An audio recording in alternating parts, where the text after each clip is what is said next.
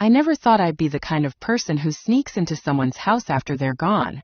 But there I was, standing outside my mother-in-law's old cottage in the rain, holding a rusty key in my trembling hand. Margaret had been gone for 3 weeks. The funeral was over. The family had scattered. And yet, something kept pulling me back to that house. My husband Daniel didn't know I was there. Nobody did. I told him I was running errands in town. But the truth is I couldn't stay away. Margaret and we had a complicated history. For 20 years I tried to earn her approval. For 20 years I felt like I was never enough. And now she was gone, and I thought I'd never get the answers I needed. But when I stepped inside that quiet, dusty living room, I found something I wasn't prepared for. Something she had kept hidden all those years. And when I saw it, my knees gave out. I collapsed right there on the wooden floor, sobbing like a child. Because in that moment, everything I believed about her, about myself, about our entire relationship, shattered. My name is Catherine. I'm 52 years old, and I've been married to Daniel for 23 years. We live in a quiet neighborhood just outside Portland, Oregon. Daniel works as a high school teacher. I'm a nurse at the local clinic. We have 2 daughters, Emma and Sophie, both in college now. Our life has always been simple, steady, and full of love. But there was always one shadow over our happiness. Margaret. Margaret was Daniel's mother. She was a strong woman. The kind who never raised her voice but could make you feel small with just a look. She lived alone in a small cottage about 30 minutes from our house, surrounded by oak trees and a garden she tended with her own hands. She wore cardigans even in summer. She drank her tea from the same floral china cup every morning. And she never ever let anyone too close. When Daniel and I got married, I was so excited to have a mother-in-law. My own mother had passed away when I was 19, and I thought maybe, just maybe, Margaret could fill that space. I imagined us baking together, talking over coffee, sharing secrets the way mothers and daughters do. But Margaret was different. She was polite. Always polite. But distant. Cold even. When I'd bring her homemade cookies, she'd smile and say, "How thoughtful, dear." And then I'd find them still sitting on the counter untouched, the next time I visited. When I'd ask her advice about raising the girls, she'd say, "You're doing fine, Catherine," and change the subject. I tried everything. I invited her to dinners. I sent her birthday cards with long, heartfelt messages. I even knitted her a scarf one winter, spending weeks on it, choosing her favorite color, deep burgundy. She thanked me. She wore it once. And then I never saw it again. Daniel noticed, of course. But he'd just shrug and say, "That's how she is, Kath. She's always been like that. Don't take it personally." But how could I not? I wanted so badly to be loved by her. To be seen. To be enough. The years went by. The girls grew up. And Margaret stayed the same. Kind but unreachable, present but absent. I stopped trying so hard. I stopped hoping. I learned to accept that some people just don't let you in, no matter how much you love them. And then, 3 months ago, everything changed. Margaret had a stroke. It was sudden. Daniel got the call at 6 in the morning. We rushed to the hospital, but by the time we arrived, she was already slipping away. She lasted 2 more days, drifting in and out of consciousness. I sat by her bed, holding her hand, even though I wasn't sure she knew I was there. On the last day, she opened her eyes. She looked right at me. Her lips moved like she wanted to say something. I leaned in close, my heart pounding, hoping, praying for something. Anything, but she just closed her eyes again. And an hour later, she was gone. At the funeral, I cried more than I expected. Not just because she was gone, but because I realized I'd never get the chance to understand her. To know why she kept me at arm's length. To hear her say just once that I mattered. Daniel was devastated. He barely spoke for days. The girls came home from college to be with us. We sorted through Margaret's things together. Her clothes, her books, her kitchen supplies. Everything was donated or packed away. But her house. Her little cottage in the woods. We left it untouched. Daniel said he wasn't ready to sell it yet. He needed time. So the house just sat there empty and waiting. And that's where my story really begins. It started about 2 weeks after the funeral. I couldn't sleep. Every night, I'd lie awake staring at the ceiling, thinking about Margaret. About that last look she gave me in the hospital. About all the years I spent trying to connect with her, and how it all ended with silence. Daniel would reach over and squeeze my hand in the dark. "She loved you, Kath," he'd whisper. "She just didn't know how to show it." But I wasn't sure I believed him. One afternoon, I was folding laundry in our bedroom when I found something in Daniel's jacket pocket. A small brass key on a faded blue ribbon. I recognized it immediately. It was the key to Margaret's cottage. I stood there holding it, my heart beating faster than it should. I knew I shouldn't. I knew it wasn't my place. But something inside me whispered, maybe there's something there. Something that will help you understand. I slipped the key into my purse. For 3 days I carried it with me everywhere. I'd touch it during my shifts at the clinic, feeling the cold metal against my fingers. I'd look at it before bed, wondering if I had the courage to actually use it. Then one Thursday morning, Daniel told me he was taking the girls out to lunch, and then helping Emma move some furniture into her new apartment. They'd be gone most of the day. I told him I had errands to run, grocery shopping, picking up prescriptions, the usual. He kissed me on the forehead and left. And I got in my car and drove to Margaret's house. The whole drive there my hands were shaking. I kept telling myself to turn around. This was wrong. This was an invasion of privacy. But I couldn't stop. It was like something was pulling me forward, something I couldn't name. When I pulled up to the cottage, it looked smaller than I remembered. The garden was overgrown. Weeds had started to creep up between the stones on the walkway. The curtains were drawn. Everything was still. I sat in the car for a long time just staring at the front door. Finally I got out. The key felt heavy in my hand as I walked up to the door. I slipped it into the lock, and it turned with a soft click. The door creaked open and I stepped inside. The air was stale and cool. Dust floated in the thin beams of light coming through the curtains. Everything was exactly as we'd left it. The floral couch, the wooden rocking chair by the window, the small kitchen table with 2 chairs. I walked slowly through the living room, my footsteps echoing on the hardwood floor. I wasn't even sure what I was looking for. Answers, maybe. A sign. Something that would make sense of all those years. I checked the kitchen first. The cabinets were mostly empty now. We'd cleared out the food and dishes. But I opened every drawer anyway, running my fingers over the old utensils, the faded dish towels, the stack of recipe cards written in Margaret's careful handwriting. Nothing. I moved to the bedroom. Her bed was neatly made, the quilt pulled tight across the mattress.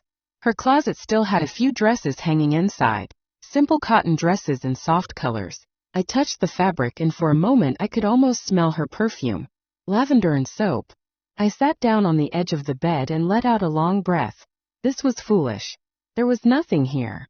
Just an empty house and my own unresolved feelings. But then I noticed something. On the nightstand there was a small wooden box. I'd seen it before years ago, but Margaret had always brushed off my questions about it.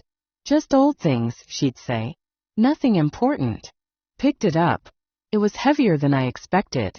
The wood was smooth and dark, polished by years of handling. There was a tiny brass latch on the front. I hesitated. This felt like crossing a line. But I opened it anyway. Inside there were letters. Dozens of them. Folded and tied with string. I pulled one out and unfolded it carefully. The paper was yellowed and fragile. It was addressed to Margaret. But the handwriting, I recognized it. It was mine. My breath caught in my throat. I grabbed another letter. And another. They were all from me. Every card I'd ever sent her. Every note I'd written. Every birthday message. Every Christmas greeting. Every little thinking of you. Letter I'd mailed over the years.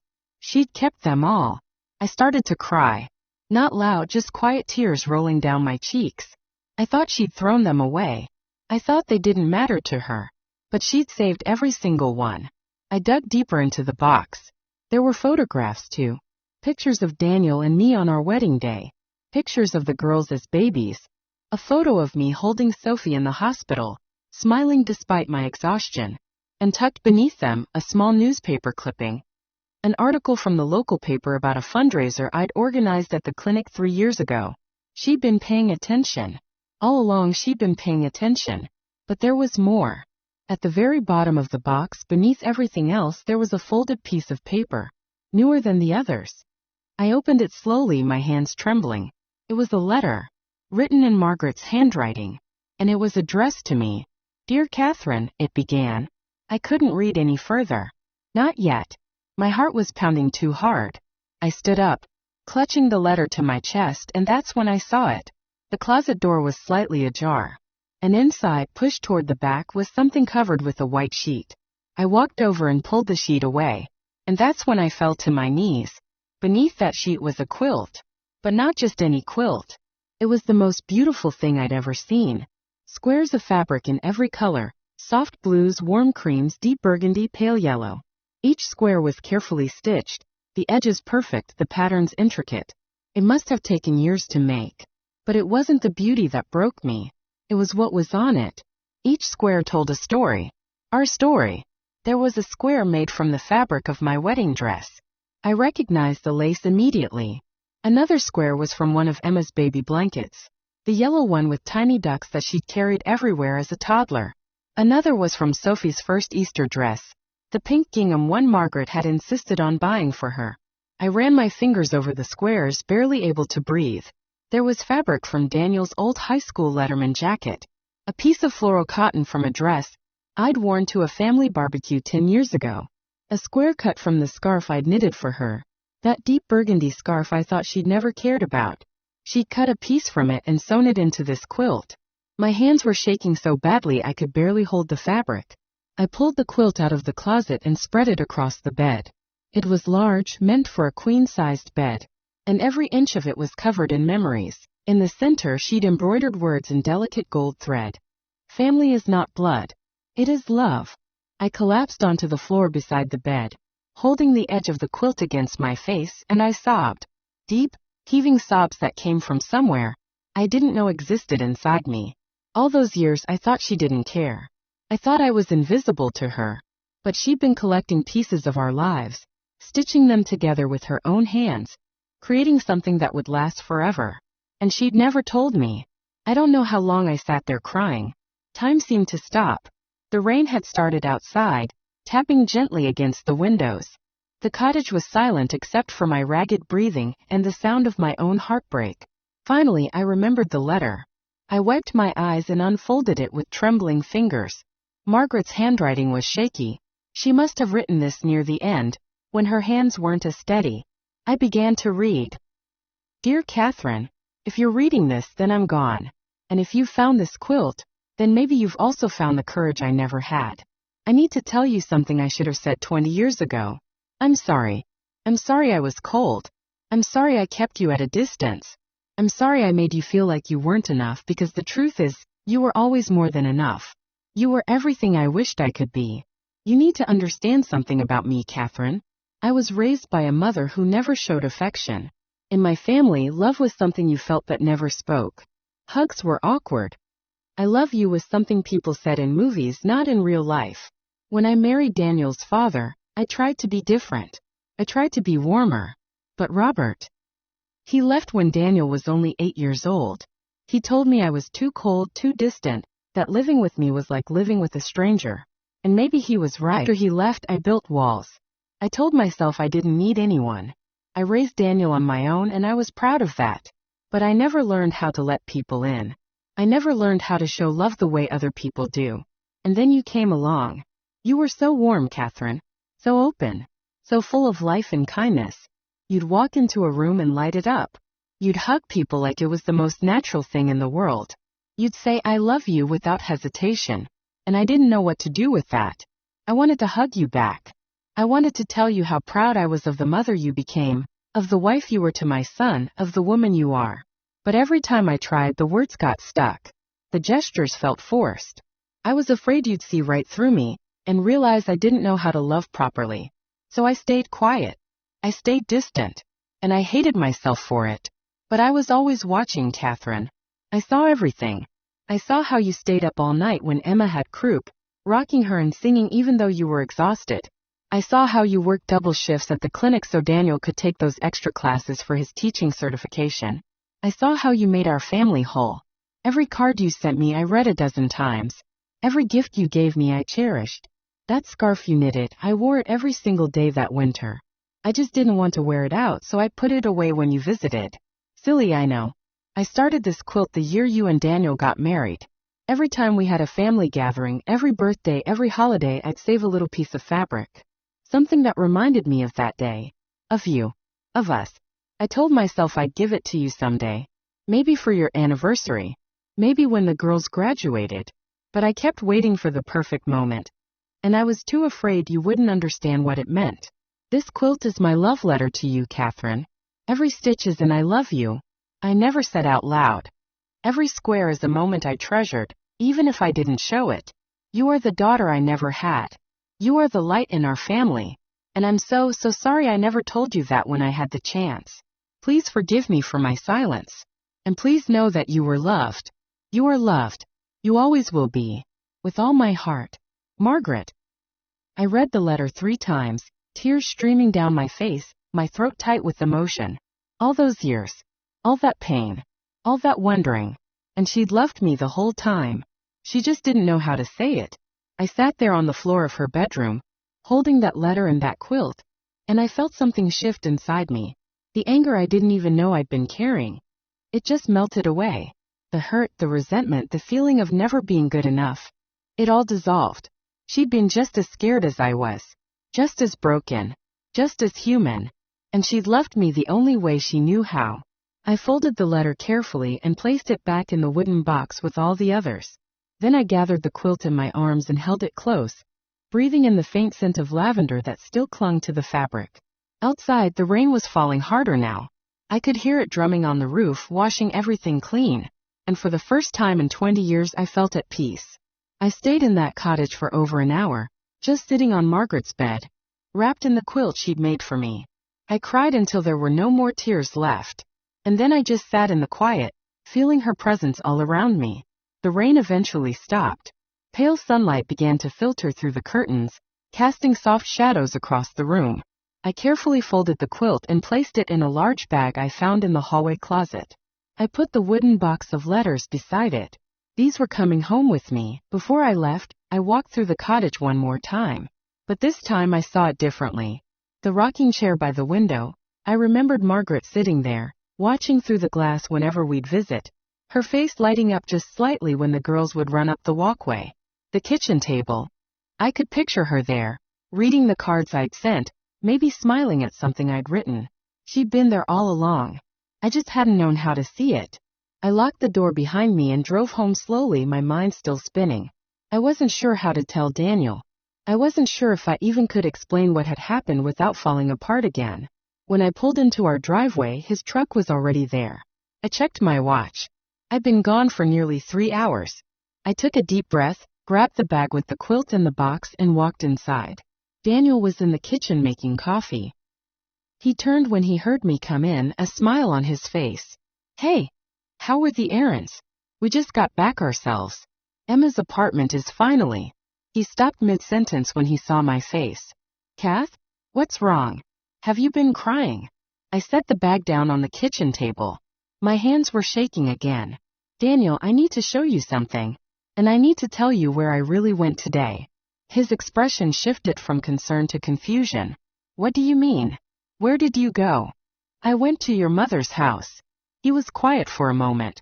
Then he pulled out a chair and sat down. "Okay. Why?" I reached into the bag and carefully pulled out the quilt. I spread it across the kitchen table, and Daniel's eyes went wide. What is this?" "Your mother made it," I said softly. "For me. For us." He stood up and moved closer, running his hand over the fabric. I watched as recognition dawned on his face. He touched the square from his Letterman jacket, the piece from Emma's baby blanket, the scrap from my wedding dress. "She made this." His voice cracked. "All these years." I nodded. "There's more." I showed him the box of letters. Every card, every note, every little piece of correspondence I'd sent over 2 decades. And then I handed him Margaret's letter. Daniel read it in silence, his jaw tight, his eyes glistening. When he finished, he set it down gently on the table and covered his face with his hands. "I didn't know," he whispered. "I knew she struggled with showing affection, but I didn't know. I didn't know she felt this way. I didn't know it hurt her so much." I moved around the table and wrapped my arms around him. We stood there together, both of us grieving and healing at the same time. "She loved us," I said quietly. "She just didn't know how to show it the way we needed. But she showed it the only way she could." Daniel pulled back and looked at the quilt again. This must have taken her years. It did. She started it when we got married. He shook his head in disbelief. And she never said anything. She never told anyone. That was just who she was. We stood there for a long time, both of us lost in our thoughts. Finally, Daniel looked at me. I'm glad you went there today. I'm glad you found this. Me too. That evening after dinner, I called the girls. I told them to come home that weekend, that I had something important to show them. I didn't tell them what. I wanted to see their faces when they saw the quilt. That Saturday, Emma and Sophie sat on our living room couch as I spread Margaret's quilt across the coffee table. I watched as they leaned forward, their eyes scanning the squares, recognition blooming on their faces. Wait, is that my baby blanket? Emma whispered, touching the yellow fabric with the ducks. And that's my Easter dress, Sophie said, her voice thick with emotion. Grandma kept a piece of my Easter dress? I told them everything. About the cottage, the box of letters, Margaret's note. I read them parts of the letter, the parts one thought they needed to hear. Sophie cried. Emma sat very still, her hand pressed over her mouth. I always thought Grandma didn't really like us, Emma said finally. She was always so formal, so polite but distant. She loved you, I said firmly. She loved all of us. She just came from a different generation, a different way of showing love. But it was real, girls. It was always real. We decided together that the quilt would stay in our home, on the bed in the guest room, the room the girls stayed in when they visited. That way, Margaret would always be part of our family gatherings, wrapped around us even though she was gone. Over the following weeks, something shifted in me. The weight I'd carried for 20 years, the feeling of never being good enough, of always trying and failing to connect, it lifted. I understood now that it was never about me. It was never because I wasn't worthy. Margaret had her own battles, her own fears, her own broken places, and she'd loved me through them the best way she knew how. I started visiting the cottage once a week. I'd sit in the rocking chair by the window and read, or I'd tend to the garden, pulling weeds and planting new flowers. Daniel would join me sometimes. We'd walk through the rooms together, sharing memories, laughing at old stories. We decided not to sell the house. Not yet. Maybe not ever. It felt important to keep it, to preserve the space where Margaret had lived and loved in her quiet, hidden way. One afternoon, about 2 months after I found the quilt, I was at the cottage watering the flowers in the garden when I noticed something. Tucked beneath the rosemary plant near the back porch was a small metal box, the kind you'd use for keeping seeds. I pulled it out and opened it. Inside was a folded piece of paper and a single photograph. The photograph was old, the colors faded. It showed a young Margaret, maybe in her early 20s, standing beside a woman who looked just like her, probably her mother. Neither of them were smiling. Neither of them were touching. They stood side by side, stiff and formal like strangers. On the back, in Margaret's handwriting, it said, "Me and Mama, 1968. I swore I'd be different." I unfolded the paper. It was a list, written in Margaret's careful script. Things I want to teach my grandchildren. 1. Say I love you every day. 2. Hug the people you care about. 3. Don't wait for the perfect moment. 4. Let people in even when it's scary. 5. Love out loud. My throat tightened. She wanted to be different. She tried. And maybe she didn't succeed in the way she'd hoped, but she'd loved us fiercely in her own way. I took the photograph and the list home. I framed them together and hung them in our hallway, right next to a picture of Margaret holding baby Emma for the first time. Every time I pass it now, I stop and look. And I smile, because I finally understand. It's been almost a year now since Margaret passed away. A year since I found that quilt and read her letter. A year since everything I thought I knew about her, and about myself, changed forever. The quilt is still on the guest room bed. Every time the girls come home to visit, they sleep under it. Sometimes I find them in the morning, running their fingers over the different squares, telling stories about the memories each piece holds. Sophie laughs about how much she loved that pink Easter dress. Emma gets quiet when she touches the fabric from her baby blanket. And I know Margaret can see them. Somehow I just know. I've started doing something Margaret never got to do. I tell people I love them. Out loud. Often. I hug Daniel every morning before he leaves for work. I call the girls just to say I'm thinking about them. I leave notes for the people in my life, little handwritten messages that say, "You matter to me." Because I learned something from Margaret's silence. I learned that love hidden away, love kept quiet and unspoken, can still be real and deep and true. But it can also be misunderstood, can leave people wondering. It can create distance where there should be closeness. I don't want to leave anyone wondering. Last month, I finally worked up the courage to go through the rest of Margaret's things in the cottage. Daniel and I spent a whole Saturday sorting through boxes in the attic, looking through old books and photographs and trinkets she'd saved over the years. In one box, I found more quilting supplies, squares of fabric already cut and organized by color, patterns sketched on graph paper. She'd been planning another quilt. I sat down right there on the attic floor and cried again. But this time they were different tears. Not tears of grief or regret, but tears of gratitude. I gathered up all the quilting supplies and brought them home, and I've started learning to quilt. I'm not very good at it yet. My stitches are uneven, and I've pricked my fingers more times than I can count. But every time I sit down with needle and thread, I feel close to her. I imagine her hands doing this same work, choosing fabrics, planning patterns, stitching love into every seam. I'm making a quilt for Emma. She's getting married next spring, and I want to give her something that carries on Margaret's tradition, something that says what I need to say, but also something she can hold and touch and wrap around herself on cold nights. I won't wait until I'm gone to give it to her. I'll give it to her on her wedding day, and I'll tell her exactly what it means. Sometimes, late at night when I can't sleep, I go to the guest room and sit on the edge of the bed. I run my hands over Margaret's quilt, over all those carefully stitched memories, and I talk to her. I tell her about my day. I tell her about the girls, about Daniel, about the patients I see at the clinic. I tell her about the garden at the cottage, how the roses are blooming again, how the weeds don't stand a chance anymore. And I tell her I forgive her, for the distance, for the silence, for all the years I spent not understanding. But more than that, I tell her thank you. Thank you for loving me, even when you didn't know how to show it. Thank you for seeing me, even when I thought I was invisible. Thank you for collecting the pieces of our life together and turning them into something beautiful. Thank you for teaching me that love doesn't always look the way we expect it to. Sometimes it's quiet. Sometimes it's hidden. Sometimes it's stitched into fabric and tucked away in closets, waiting to be discovered. I've learned that people show love in different ways. And just because someone doesn't say the words doesn't mean the feeling isn't there. Sometimes love is in the things people save, the cards they keep, the photographs they treasure, the pieces of your life they quietly collect, even when you don't notice. Margaret taught me to look deeper, to see beyond the surface, to understand that everyone is carrying something, some fear, some hurt, some struggle that shapes how they love.